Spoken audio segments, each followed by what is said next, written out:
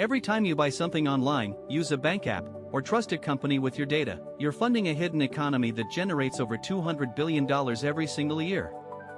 This is the story of how cybersecurity became one of the most profitable industries on Earth, and why the real money was never in stopping hackers. It was in making sure companies could survive them. Most people think cybersecurity is about firewalls and passwords, but that's just the surface layer of a much deeper game. The real money moves through risk budgets, insurance policies, compliance requirements, and enterprise contracts that renew every single year. Let's start with how companies actually decide how much to spend on security, because it's not what you think. Most large organizations use something called a risk budget to allocate their security spending. A risk budget is essentially a calculation of how much loss a company can absorb before it becomes existential. Instead of trying to prevent every possible attack, smart companies ask themselves what disasters they can survive financially. This shift in thinking created an entirely new approach to security spending that transformed the industry forever. The second layer of this hidden economy is cyber insurance, and this is where things get really interesting. Insurance companies didn't just create policies to cover losses, they created an entirely new risk transfer market. When a company buys cyber insurance, they're not just buying protection, they're buying a financial instrument that changes their entire security strategy. This insurance market now generates tens of billions in premiums annually, and it's growing at double digits every year. The insurance companies got so sophisticated that they now dictate security standards to the companies they insure. If you want coverage, you need to meet specific requirements that the insurers themselves defined. This created a powerful feedback loop where the insurance industry essentially became a regulatory body for cybersecurity practices. The third piece of this puzzle is compliance, and this is where the economics become absolutely fascinating. Regulations like GDPR, HIPAA, and SOC 2 didn't just create rules, they created a compliance industry worth billions. Companies now hire consultants, buy compliance tools, and undergo audits specifically to check boxes for regulators. But here's what most people miss: compliance became a competitive advantage that directly impacts revenue. Enterprise customers now require their vendors to meet specific security standards before they'll sign contracts. This means compliance directly unlocks access to large customers who won't even talk to companies without proper certifications. The fourth layer is enterprise sales, and this is where the recurring revenue story becomes clear. Large organizations don't buy security tools once, they sign multi-year contracts with annual renewals. This creates predictable revenue streams that investors value extremely highly. A security company with long-term enterprise contracts is worth significantly more than one relying on one-time purchases. The enterprise security market is dominated by a few major players who control the relationships with the largest organizations. These companies don't just sell products, they sell ongoing relationships, support contracts, and access to expertise. Enterprise security sales cycles can take 12 to 18 months, but once you're in for years. This creates enormous switching costs that make enterprise security relationships sticky and profitable. The fifth piece is recurring revenue, and this is the economic engine that powers the entire industry. Security isn't a one-time purchase, it's an ongoing service that requires constant updates, monitoring, and adaptation.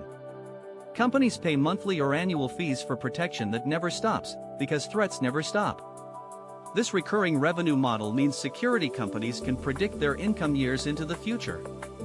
Investors love this predictability, which is why security companies trade at premium valuations compared to other software businesses. The recurring nature of security also means that customer relationships become incredibly valuable over time. A customer who stays for 5 years is worth 5 times more than a customer who leaves after 1 year. This economic reality shapes every decision security companies make about product development and customer service. Now here's where it gets even more interesting: the economics of security incidents themselves are counterintuitive. When a breach happens, companies don't just lose money, they often spend more on security afterward than they ever would have without the incident. This creates a perverse incentive where some organizations only take security seriously after they've been burned. The breach becomes a budget justification that executives finally understand and approve. After a major incident, security budgets that were frozen suddenly get approved overnight. This incident-driven spending pattern creates boom cycles in the security industry every time a high-profile breach makes headlines. The economics also create interesting dynamics around breach disclosure requirements. When companies are required to disclose incidents, it often triggers stock price drops and customer loss. But it also triggers a surge in security spending across the entire industry as other companies scramble to avoid the same fate. One major breach can generate billions in downstream security spending across an entire sector. The hidden economics also explain why startups keep entering the security market despite established players. The market is so large and growing so fast that there's room for specialized solutions at every layer. A startup that solves one specific security problem for a specific industry can build a profitable business very quickly. These startups often get acquired by larger security companies who want to expand their product portfolios. The acquisition market for security startups is extremely active because big companies need to constantly expand their offerings. Enterprise customers want one vendor to manage everything, which drives consolidation in the industry. But that same customer desire for simplicity creates opportunities for specialized tools that integrate into larger platforms. The economics also favor companies that can demonstrate clear return on investment for their security spending. Security vendors who can show concrete risk reduction and cost savings command premium prices in the market. This has led to a new category of security companies focused on measuring and communicating security effectiveness.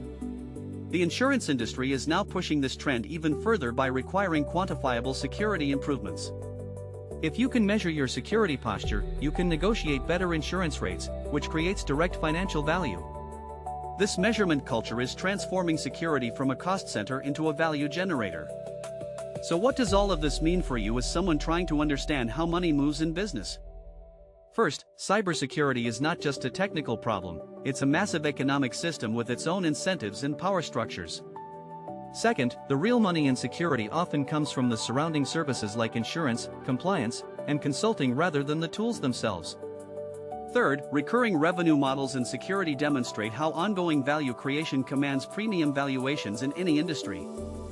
Fourth, regulatory requirements create entire industries worth billions, and understanding compliance economics applies far beyond cybersecurity. Fifth, enterprise sales dynamics with long sales cycles and high switching costs create moats that protect businesses from competition. The next time you hear about a data breach or a company increasing security spending, you'll understand the hidden economic forces driving those decisions. You'll see the risk budgets being recalculated, the insurance policies being renegotiated, and the compliance requirements being updated. The $200 billion security industry isn't just protecting data, it's generating predictable revenue streams that Wall Street loves.